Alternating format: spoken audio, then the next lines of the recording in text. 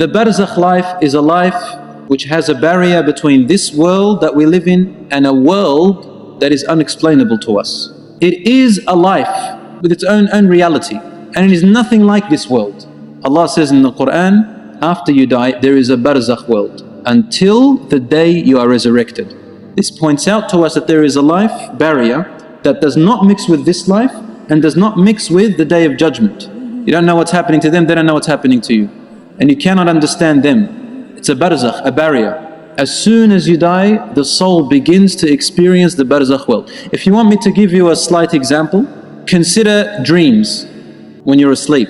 Your body is in the room, but your soul is doing something different, seeing something different, hearing something different, but your body is there.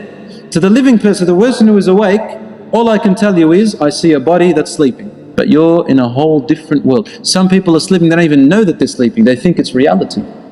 And some people know that they're sleeping when they're dreaming. Have you ever experienced that? You know you're asleep? So the barzakh world is similar to when your soul goes out when you're asleep. This barzakh world, my dear brothers and sisters, is a temporary station. In this temporary barzakh world, a person is able to find out if they are going to heaven or hell.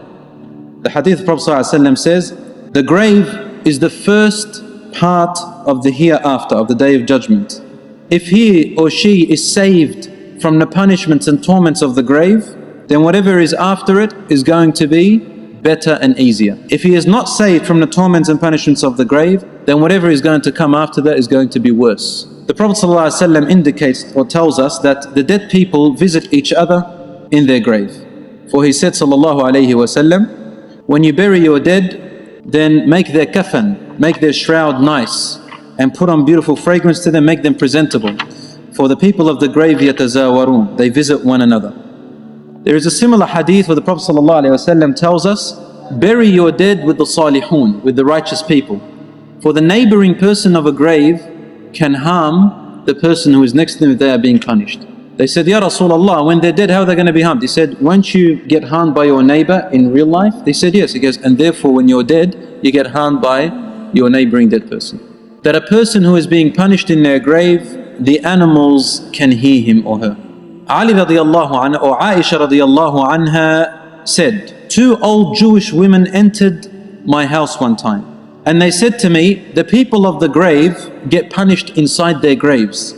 So I said to them, you are lying, this is not true, people in their graves don't get punished. Then they left. Then the Prophet ﷺ entered, and I said, Ya Rasulullah, two old women from the Jews came to me and said, the people of the grave are getting punished in their graves.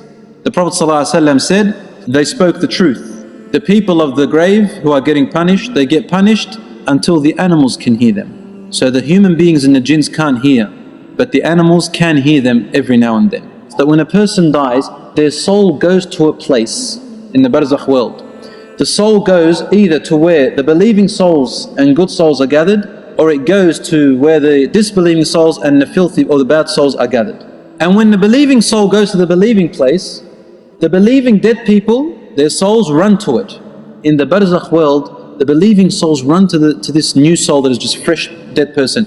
What are they asking them about? They are asking them about their faith, deeds, how are they doing? They miss them and they want the best for them, but they don't know what's happening to them. Rasul ﷺ told us, here are some of the ways in which the punishments can be lessened or forgiven. And in your grave, your light can be increased. He said there are ways that the dead person can still receive benefit in their grave. When the son of Adam dies, all of their actions are cut off. Khalas, there's nothing that you can do anymore, except for three things. A righteous child that will supplicate for you, or a beneficial knowledge which you left behind that people can benefit from, or an ongoing charity people can benefit from. In a hadith it says that a person who is in their grave, suddenly they see as time goes on, nur, more light and provision is given to them. And they say, oh my Lord, where is this light coming to me from? And a reply comes to him saying, you have a righteous child that is supplicating for you.